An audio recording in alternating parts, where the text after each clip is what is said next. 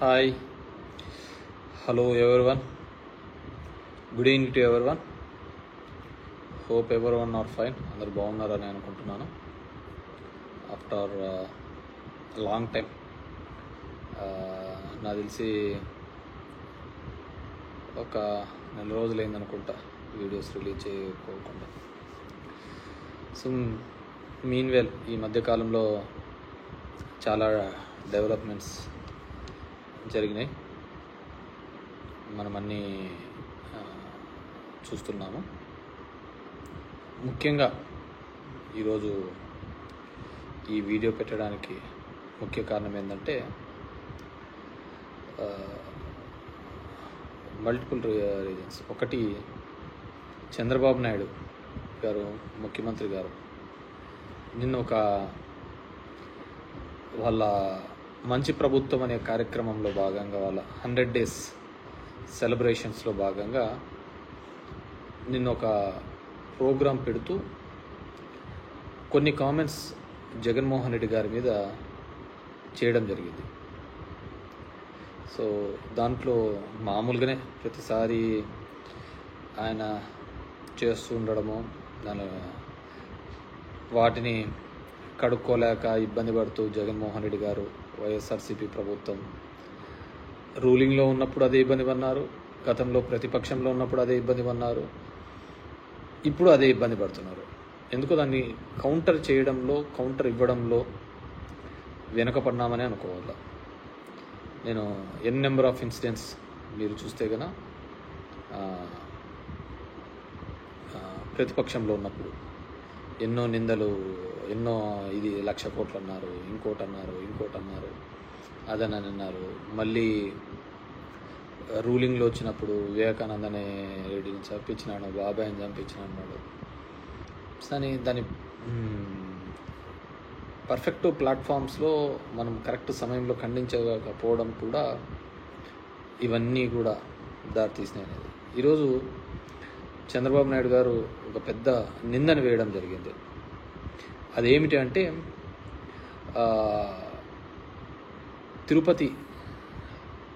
తిరుమల దేవస్థాన పరిధిలో ఉన్న వెంకటేశ్వర స్వామి కలియుగ వైకుంఠం వెంకటేశ్వర స్వామి సన్నిధిలో తయారవుతున్నట్టే ప్రసాదము మాంసపు కొవ్వు ఉత్పత్తుల నుంచి వచ్చిన నూనె ద్వారా దాంట్లో కలుపుతున్నారు అనేది ఆయన మోపిన అభియోగం.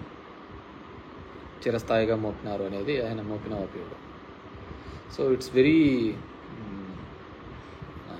చాలా డేంజరస్ స్టేట్మెంట్. ఎందుకంటే గవర్నమెంట్లో ఉన్నటువంటి ముఖ్యమంత్రి స్థాయి వ్యక్తి ఆ విధమైన మాట్లాడినాడు. సరే, అతను నిజం మాట్లాడుతున్నాడా, అబద్ధం మాట్లాడుతున్నాడని ఈ ఒక్క దాంతోనే తెలిసిపోతుంది. గతంలో అతను చేసిన నిందలు, అపవాదులు అవన్నీ కూడా నిజమా అవునా కాదా అనేది ఈ ఒక్క దానిలతో కూడా తేలిపోతుంది. కాబట్టి ఖచ్చితంగా వెంకటేశ్వర స్వామి సన్నిధిలో జరిగిన ఏదైనా ఉంది అనుకుంటే వాటిని ఖచ్చితంగా, ఎందుకంటే దానిలో వైసీపీ గవర్నమెంట్లో టీటీడీ ప్రెసిడెంట్గా ఉన్నటువంటి వైవి సుబ్బారెడ్డి గారు, కరుణాకర్ రెడ్డి గారు ఇద్దరు కూడా చెప్పారు, అసలు ఒక మనిషి జన్మ అయితే ఎవడైనా ఆ విధంగా మాట్లాడతాడా అని కూడా అంత ఘాటుగా కూడా వాళ్ళు స్పందించడం జరిగింది. దమ్ముంటే ప్రూవ్ చేయండి, కోర్టుకు వెళ్దామనే స్థాయిలో కూడా ప్రూవ్ చేయడం జరిగింది. నాకు తెలిసి జగన్మోహన్ రెడ్డి గారు కూడా వాటి గురించి మాట్లాడతారని నేను అనుకుంటున్నాను. మాట్లాడాల, ఎందుకంటే గతంలో మనం గవర్నమెంట్లో ఉండి మనం మాట్లాడకపోవడంతోనే చాలా సమస్యలు కూడా మనం నెత్తికి తీసుకొని వచ్చినాం. ఊర్లో పోయేదంతా కూడా మనం తీసుకొని వచ్చి, ఇప్పుడు గుళ్ళన్నీ కూడా విగ్రహాలు కొట్టేస్తున్నారని మన మీద అపవాదు వేసినారు. కానీ ఎండ్ ఆఫ్ ది డే చూస్తే ఒక చోట టీవీ కెమెరాలలో తెలుగుదేశం వాళ్ళని ఇద్దరిని ఆ నందిని తీసుకొని పోయి మార్చి పెట్టేది చూసిన తర్వాత, గమనించిన తర్వాత చూస్తే మళ్ళీ ఎక్కడే కానీ ఆ విగ్రహాలవన్నీ దొంగతనాలు అనేది ఎక్కడా జరగలేదు.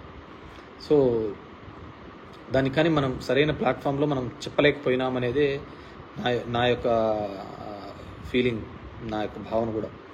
అదేవిధంగా ఎలక్షన్ల ముందు కూడా 18,000 కోట్ల సంబంధించిన డ్రగ్స్ విశాఖ పోర్టుకు వచ్చింది. మొత్తం డ్రగ్స్కు బానిసలను చేస్తున్నారు ఆంధ్రప్రదేశ్లో ఉన్న వాళ్ళని కూడా చెప్పడం జరిగింది. ఇప్పుడు వాళ్ళ గవర్నమెంటే ఉంది, కింద వాళ్ళదే పైన వాళ్ళదే, అన్నీ వాళ్ళ గవర్నమెంట్లే. మరి ఎక్కడైనా ప్రూవ్ చేసినారా? చేయలే. అవన్నీ కూడా కేవలం కట్టుకథలు, అన్ని అబద్ధాల మీదనే మొత్తం కూడా ప్రయాణం సాగించడం జరిగింది. సో డెఫినెట్గా వాటిని ఖండించాల్సిన అవసరము ఆవశ్యకత ఉంది. గతంలో కూడా ఇదే విధంగా జగన్మోహన్ రెడ్డి గారు గుళ్ళని పగలగొడుతున్నాడు అని చెప్పేసి మన లీడర్ మీద కూడా చేయడం జరిగింది.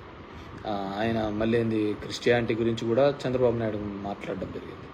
సో ఇన్ని సందర్భాలు ఉన్నప్పుడు ఖచ్చితంగా చంద్రబాబు నాయుడు గారు ఈ మాటతో ఎప్పుడు అంటుంటాడు, వెంకటేశ్వర స్వామి నన్ను కాపాడినాడు అని చెప్పేసి అలిపిరి ఇన్సిడెంట్ తర్వాత. సో ఈ మాట గన అబద్ధమైతే ఖచ్చితంగా ఎవరైతే ఇలాంటి నిందలు వేశారో వాళ్ళు చిరస్థాయిగా ఖచ్చితంగా ఆ వెంకటేశ్వర స్వామి యొక్క కోపానికి ఖచ్చితంగా బలి అవుతారు. అదేవిధంగా అది నిజంగా ఏంటే గన యువతల వారు కూడా అదేవిధంగా, ఎందుకంటే మనకందరికీ అది it's sentiment, Venkateswara Swamy sentiment. North ఇండియన్స్లో బాలాజీ అని పిలుస్తుంటారు. మనం అందరం కూడా వాటి గురించి మనం మాట్లాడుకుంటూనే ఉంటాం అనమాట. సో డెఫినెట్గా అది జగన్మోహన్ రెడ్డి గారి స్థాయి నుంచి కూడా ఖండిస్తారనుకుంటున్నాము. ఇప్పటికీ వైవి సుబ్బారెడ్డి అన్న కానీ అదేవిధంగా కరుణాకర్ రెడ్డి గారు కూడా ఛాలెంజ్ చేసినారు, ఎవరైతే టీటీడీ ప్రెసిడెంట్. అండ్ దీనికి సంబంధించి టీటీడీ ఈఓ శ్యామరావు గారు కూడా ముందుకు వచ్చి చెప్తే ఇంకా బాగుంటుందని నేను అనుకుంటున్నాను. సో డెఫినెట్గా వాళ్ళు ముందుకు వస్తారని చెప్పేసి నేను భావిస్తున్నాను. ఎందుకంటే బతుకంతా కూడా వైసీపీ పార్టీది, పాపం జగన్మోహన్ రెడ్డిది నిందలు భరించడమే సరిపోయింది తప్ప ఏ రోజు కూడా నాకు తెలిసిన జగన్మోహన్ రెడ్డి అయితే ఎటువంటి తప్పిదాలు, ఇంత ఘోరమైన తప్పిదాలు అయితే చేయలేదని నేను అనుకుంటున్నాను. సో అంత దరిద్రమైన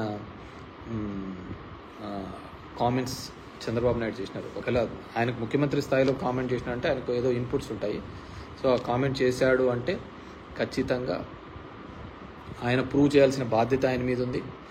గవర్నమెంట్లో ఎన్ని ఇన్స్టిట్యూట్లలో పెడతాడో, ఏ విధంగా పెడతాడో, మొత్తం విజిలెన్స్ రిపోర్ట్స్ కానీ, సిబిఐ ఎంక్వైరీ కానీ, ఎన్ని రిపోర్ట్స్ ఎవరైతే ఇన్వెస్టిగేషన్ ఏజెన్సీస్ ఉన్నారో అందరితో కూడా ఎంక్వైరీ చేయించాల్సిన బాధ్యత చంద్రబాబు నాయుడు గారి మీద ఉండదు. లేదు ఇదేదో నేను గాలి మాటల కోసం చెప్తున్నాను, ఇంతకుముందు జగన్మోహన్ రెడ్డి మీద చెప్పిన గాలి మాటల్లాగానే ఇది ఒక గాలి మాటల్లాగానే మిగిలిపోతుందా అనేది కూడా మనం అందరం కూడా వెయిట్ చేసి చూద్దాము. సో డెఫినెట్గా అదొకటి. అండ్ రెండోది మెయిన్ హెడ్డింగ్స్ కూడా నడిచినది జమిలీ ఎలక్షన్స్ అని చెప్పేసి. ఇప్పటికైనా సర్వనాశనం అయినాము. ఇప్పుడు ఒకటేసారి పోయి మళ్ళీ దేశమంతా ఒకటేసారి పోతే అన్ని కొంపలు కొల్లేరు తప్ప వేరేది ఏంది కాదు. ఎందుకంటే వ్యవస్థ ఎలా నడిచిందో, ఏ విధంగా నడుస్తుందో, ఎవరి చేతులు గుండా నడిచిందో, ఎలక్షన్ కమిషన్ ఏ విధంగా పనిచేసిందో అందరికీ తెలిసినదే. అందరూ దాంట్లో అనుభవించిన వాళ్ళు. అయినా నాకు తెలిసి అది ఇప్పట్లో సాధ్యం కాదని నేను అనుకుంటాను. ఎందుకంటే దానికి 2/3 మెజారిటీ ఉండాలా. ఇప్పుడు ఎన్డీఏకు ఉన్న మెజారిటీ 293 ఉంది. యాక్చువల్గా ఉండాల్సింది 362 ఉండాలా.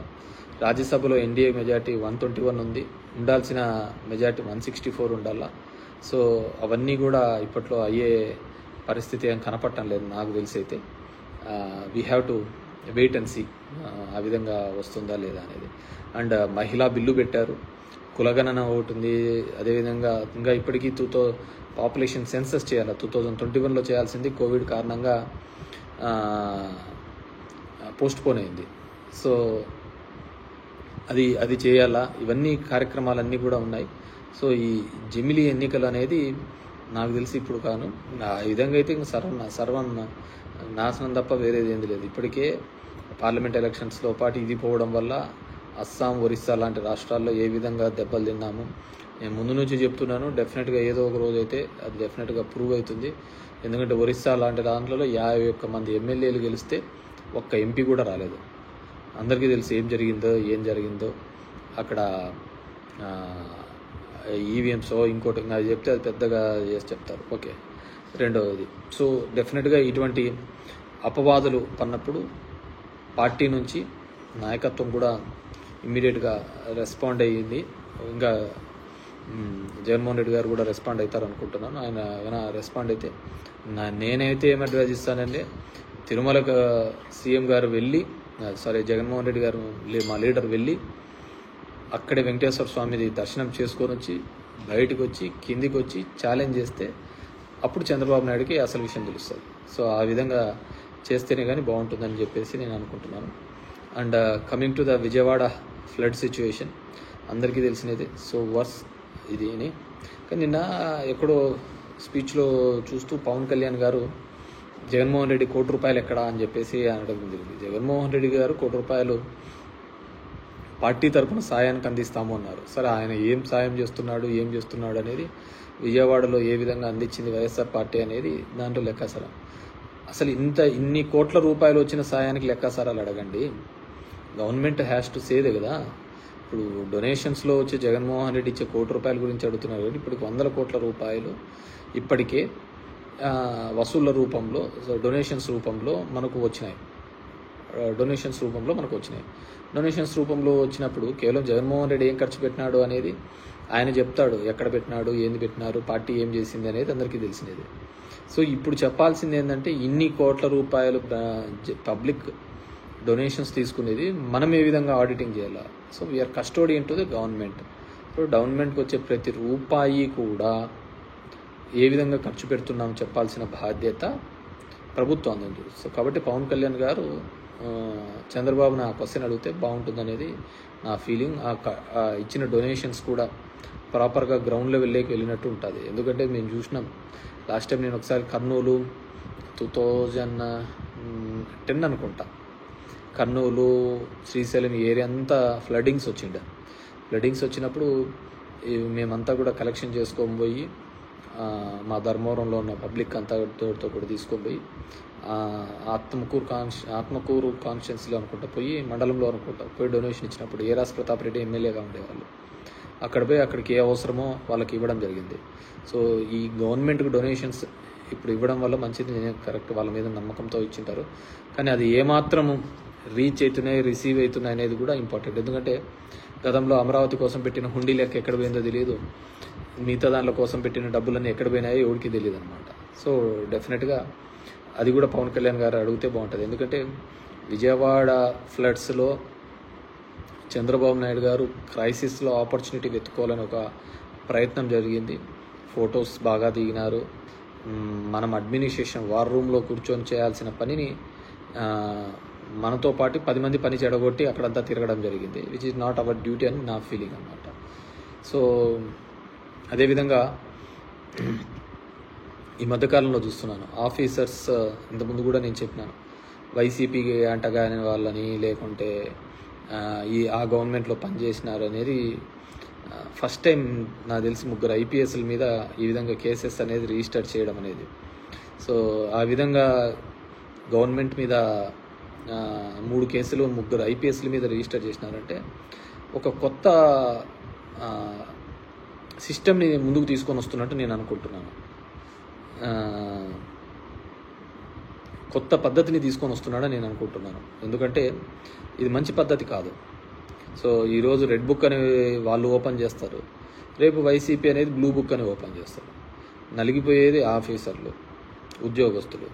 సో ఎక్కడైనా కానీ ప్రభుత్వం యొక్క ఆలోచన విధానాన్ని పెట్టి పనిచేస్తూ ఉండాలి. కానీ ఈ విధంగా రెడ్ బుక్, బ్లూ బుక్ అని డెమోక్రసీ అని చెప్పేసి పోతే డెఫినెట్గా బ్లూ బుక్ అనేది ఇప్పటికే తయారు చేస్తారు. ఆఫీసర్లలో ఒక వర్టికల్ డివిజన్ వస్తుంది. డివిజన్ వచ్చిన తర్వాత ఏమవుతుంది, డెఫినెట్గా ఇప్పుడు పనిచేయాలనుకున్న ఆఫీసర్లు కూడా ఏం కొద్దిగా ఎక్కువ చేసినా మళ్ళీ ఆ ప్రభుత్వం వస్తేనే మమ్మల్ని జైల్లో పెట్టడం, మమ్మల్ని మీద కేసులు పెట్టడం అనే ఒక భయం ఆఫీసర్స్లో కూడా వస్తుంది. అది అడ్మినిస్ట్రేషన్ కూడా మంచిది కాదు. సో ఆ విధంగా వెంజెన్స్ పాలిటిక్స్ లేకుంటే ఎక్కడో ఆమెకున్న హిస్టరీ చూస్తే అన్ని హనీ ట్యాప్ కేసులే ఉన్నాయి. సో వాట్ ఎవర్ మేబీ అలాంటి సంఘటనల్లో కూడా సో ఆఫీసర్లను ఒక పార్టీల తరపున ఒక డివిజన్ చేస్తారు. రోజు పేపర్లలో చూస్తూనే ఉంటాం. ఒక పార్టీల తరపున ఒక డివిజన్ చేయడం వల్ల ఏమవుతుందంటే డెఫినెట్గా ఇబ్బంది కలిగించే అంశంగానే తయారవుతుంది. సో ఈరోజు ఇదే అయిపోయినది. రేపొద్దున ఆ ఆఫీసర్లకు ఎవరైతే అత్యుత్సాహం చేస్తున్నారో దాంట్లో బ్లూ బుక్ అని జగన్మోహన్ రెడ్డి ఇంకో బుక్ తీసుకొని వస్తాడు. మన గుంటూరులో కూడా చెప్పినట్టున్నాడు ఆయన, మీరు ఈ విధంగానే చేసుకుంటూ పోతే గుంటూరులో మా ప్రభుత్వం వచ్చిన తర్వాత జైలు కూడా సరిపోవని చెప్పేసి. ఇది ఒక మంచి సాంప్రదాయం కాదు అనేది నా ఫీలింగ్. సరే, జరుగుతున్న దానిలో అన్నిటికీ కూడా ఒక లెక్క పత్తు ఉండాలి. ఆ బుక్స్ కూడా చూద్దాం ఏ విధంగా అయితే ఆఫీసర్స్ మీద ఇది చేస్తారని. స్టిల్ అదేవిధంగా ఇప్పుడు జరుగుతున్నది కూడా ఈ 100 డేస్లో నేను నా అబ్జర్వేషన్లో అయితే జగనన్న ఇంతకుముందు వారు రీసర్వే ఉండే టైటిలింగ్ యాక్ట్ వస్తానే అన్నీ తీసేస్తాము, అవన్నీ నిలిపేస్తాము అన్నారు. ఇప్పుడు ఏముంది, దాని మీద భూ సర్వే అని చెప్పేసి ఆంధ్రప్రదేశ్ భూ సర్వే అని పేరు మాత్రం మార్చడం జరిగింది. ఇలాంటివన్నీ ఊరికే నేమ్ సేకే తప్ప నిజంగా ఉపయోగపడే విధంగా ఇంతవరకు అయితే ఈ 100 డేస్లో అయితే ఏమీ జరిగినట్టయితే నేను అనుకోవటం లేదు. మంచికి ప్రభుత్వం అనేదో పెట్టారు టైటిల్. మంచి అనేది మనం మంచి చేస్తే జనమే చెప్తారు, దానికి ఏముంది కానీ అంత బాగుందని చెప్పేసి. అండ్ లిక్కర్ షాప్స్ పబ్లిక్ కూడా అలాగే తయారైనాంలే. మనం కూడా చదువు చెప్పాలని జగన్మోహన్ రెడ్డి తాపత్రపన్నాడు, సిబిఎస్ఈ ఉండాలా, ఇంగ్లీష్ మీడియం ఉండాలా అని. మంచి మద్యం కావాలా, అందరికీ అమికబుల్ రేట్లో కావాలి అనేది మనం ఆశించినాం.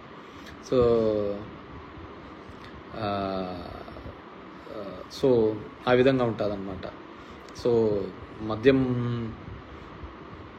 సంబంధించి కొత్త పాలసీ అని చెప్పేసి, మద్యం గురించి పాలసీ, మద్యం రేట్లు తగ్గించే చీప్గా వచ్చే పాలసీ కంటే కూడా ఎడ్యుకేషన్ ప్రైవేట్ కాలేజెస్లో కావచ్చు, ప్రైవేట్ యూనివర్సిటీస్లో కావచ్చు, అందరికీ అందుబాటులో వచ్చే విధంగా ఏదైనా పాలసీ తీసుకుంటే బాగుంటుంది.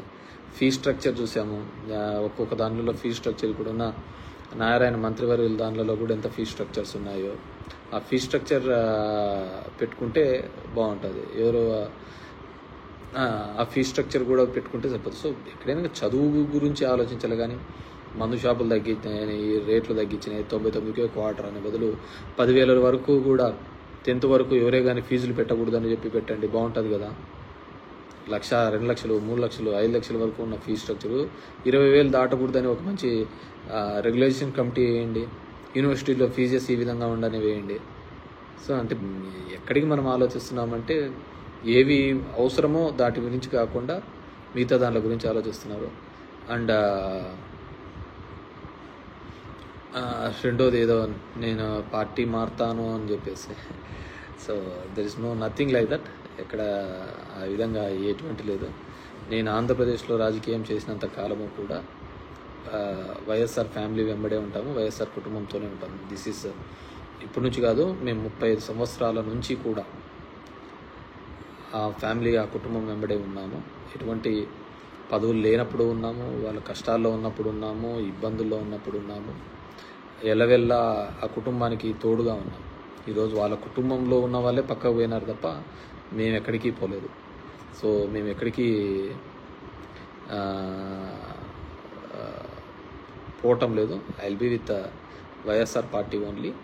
సో దానికి ఎటువంటి ఇది లేదు. సో మనకు చేతనైనంత వరకు కూడా వైఎస్ఆర్ కుటుంబానికి తోడుగా అండగా నిలబడాలనేది మన ఆలోచన. సరే, వాళ్ళలో ఎక్కడైనా కానీ ఏదైనా తప్పు జరుగుతున్నా, ఇంకోటి జరుగుతున్నా చెప్పడం మన బాధ్యతగా చెప్పడం, కానీ అంతకుమించి వేరేదేం లేదు. సో బేసిక్గా గెలుపు ఓటములు వీరి గురించి కంటే కూడా మనం నమ్ముకున్న వాళ్ళకు అండగా ఉండాలి అనేది నేను మొదటి నుంచి నాకున్న భావన. సో నేను యాక్చువల్గా బేసిక్గా పాలిటిక్స్లోకి వచ్చినది కూడా అదే విధంగా. నా సినారియో కూడా తెలుసు, పొలిటికల్ సిస్టంలోకి ఏ విధంగా రాజకీయాల్లోకి రావడం. మా నాన్న అంతా దూరం పెట్టినది మమ్మల్ని అందరినీ రాజకీయాలకు. కానీ ఎప్పుడైతే మా నాన్న ఆకస్మికంగా చనిపోవడం జరిగిందో, మా చిన్నాన్న అప్పుడు జైల్లో దూరంగా ఉన్నాడు. అలాంటి సందర్భంలోనే మా వర్గానికి, మా గుంపుకు ఎటువంటి హాని జరగకూడదు, ఉండకూడదు అనే ఉద్దేశంతోనే నేను తిమ్మంపల్లిలో కానీ అప్పుడు రాజకీయంగా కానీ అక్కడే ఉండాల్సిన పరిస్థితి. లేకుంటే నేనేమేదో మోజుబడో లేకుంటే ఇంకో దాని మీద పడో నేనేమి రాజకీయాల్లోకి వచ్చినది కాదు. ఆ రోజు మా వర్గం కోసము, మా వాళ్ళ కోసము, మా మనుషుల కోసం, మమ్మల్ని నమ్ముకున్న వాళ్ళ కోసము నేను రాజకీయాల్లోకి రావడం చెప్పింది. ఈరోజు కూడా అంతే. మేము వైఎస్ఆర్ కుటుంబాన్ని నమ్ముకున్నాం. సో మంచైనా చెడైనా వాళ్ళతోనే సేల్ అవుతా అంటాం తప్ప ఇంకా వేరే ఆలోచన అంటూ ఏంది ఉండదు. బేసిక్గా ఇప్పుడు జరగాల్సిన ప్రక్షాళన అంతా కూడా ముందు మన సైడు జరగాలి. ప్రక్షాళన మన పార్టీ సైడు, మన పార్టీలో ఉన్న వాళ్ళ దగ్గర నుంచి ప్రక్షాళన. ఎందుకంటే తిన్నింటి వాసాలు లెక్కబెట్టే దరిద్రమే ఎక్కువగా ఉంది.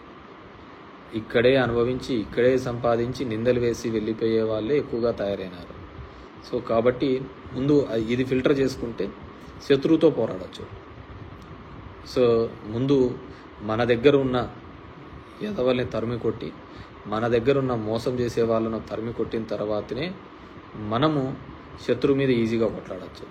సో ఎందుకంటే ఇప్పుడు నేను నా అబ్జర్వేషన్లో బాగా నేను గమనిస్తున్న విషయం, ఎన్నో ఏండ్లుగా ఉండి మనల్ని నమ్ముకొని బాగుపడి ఉంటారో, లాభపడి ఉంటారో, ఎవడైతే బాగుపడి ఉంటాడో, ఎవడైతే లాభపడి ఉంటాడో, ఎవడైతే దొంగవి చేసుకుంటాడో, ఇట్లాంటి వాళ్ళే భయపడి తొందరగా పోతూ ఉంటారు అనమాట, తట్టుకోలేక. మనం అన్నీ పర్ఫెక్ట్గా ఉన్నామనుకో ఎటువంటి దానికి భయపడక్కర్లేదు. సరే కొన్ని ఇబ్బందులు అనేది తప్పవులే, ఖచ్చితంగా మన మీద కొన్ని ఇబ్బందులు పెట్టే కార్యక్రమం చేస్తూ ఉంటారు. అలాంటివి చేసినప్పుడు కూడా మనం గట్టిగా నిలదొక్కుని నిలబడితేనే మన కెపాసిటీస్ తిరుగుతూ ఉంటాయి. మనము సమస్య ఉంది కదా అని అటువైపు బెండ్ అయినామనుకో ఇంకేముంటుంది, నీ యొక్క నువ్వు ఎంత స్టేబుల్, ఎంత స్టాండర్డ్ అనేది ఎవరికి అర్థం కాదు కదా. సో నేను మొదటి నుంచి అంతే, మనం ఎప్పుడైతే క్లిష్టమైన పరిస్థితులలో ఉన్నామో అట్ దట్ టైమే మనము ఖచ్చితంగా టఫ్గా నిలబడాలి.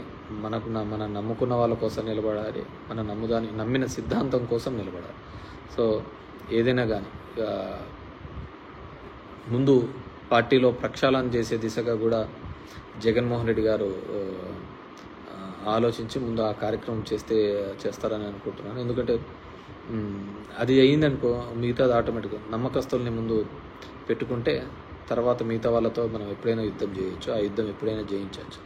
సో ఎందుకంటే నాకు అనుభవంలో ఈ ఎలక్షన్స్ నాకు పెద్ద లెసన్స్. నేను 2014లో ఓడిపోయినా కానీ, 9లో గెలిచి 14లో ఓడిపోయినా కానీ నాకు అంతగా అనిపించలేదు. కానీ ఈ 24 ఎలక్షన్స్ చాలా మటుకు నా వల్ల బాగుపడిన వాళ్ళు ఏదో ఒక నింద చేసి తప్పించుకొని పోవడమో లేకుంటే వేరే చూడండి, నాకు నిజంగా ఇది జరిగింది.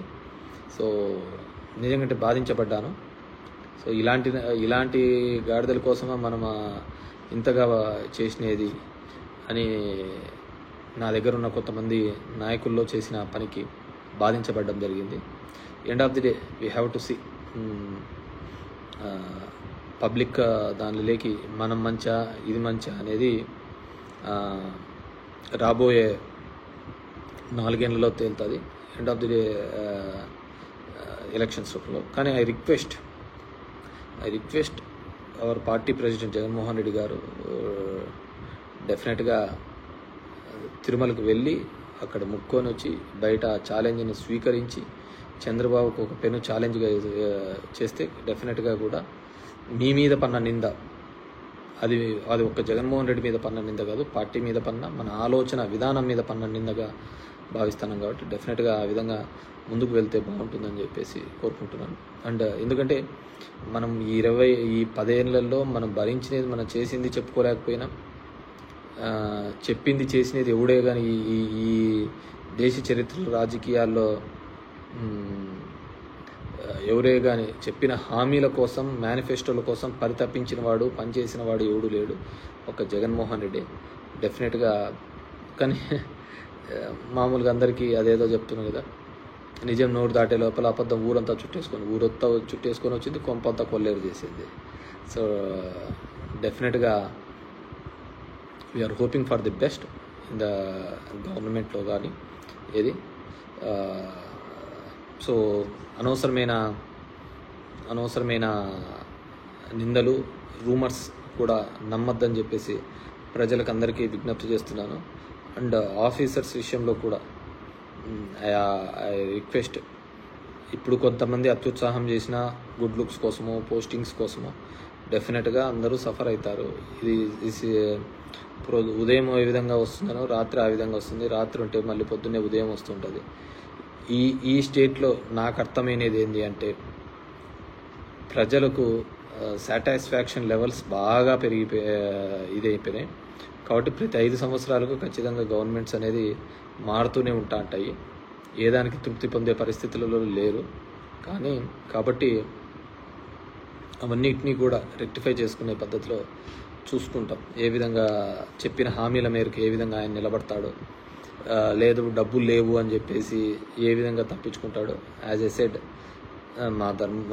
ఒక సంవత్సరం వరకు కూడా నేనైతే పథకాల గురించి దీని గురించి మాట్లాడాను. 1 year తర్వాత ఖచ్చితంగా ప్రజాక్షేత్రంలో నిలబడే, ప్రజలకు అండగా నిలబడి చెప్పిన హామీలు ఏంటివి, వాళ్ళకు రావాల్సిన ఇది అని చెప్పేసి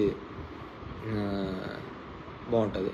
ఎవరు పాపం ఎస్విఎస్ రాము అంట, సింగర్ నగర్ పరిస్థితులు చాలా శవాల దెబ్బలాగా ఉన్నాయి, సెంట్రల్ విజయవాడ మీరు చూసి డిబేట్ పెడితే బాగుంటుంది అని అంటున్నారు. అండర్స్టాండ్, చాలా ఇబ్బందికరమైన మాట వాస్తవమే. ఎప్పుడూ లేనంత పద్ధతిలో బాగా విజయవాడ ప్రజలు ఇబ్బంది పడడం జరిగింది. డెఫినెట్గా గవర్నమెంట్ అక్కడ చేసేదానికంటే కూడా ఈ దీనిల కోసమే ఎక్కువగా తాపత్రపడే విధంగానే కనపడింది. So hope for the best. So అందరూ కూడా తొందరగా రికవర్ కావాలని, ప్రభుత్వం నుంచి అందించే సాయం పార్టీలకు అతీతంగా పేదవాళ్లకు, అర్హత కలిగిన వారందరికీ కూడా చేరుతుందని చెప్పేసి ఆశిస్తున్నాను. Thank you very much. Good night everyone.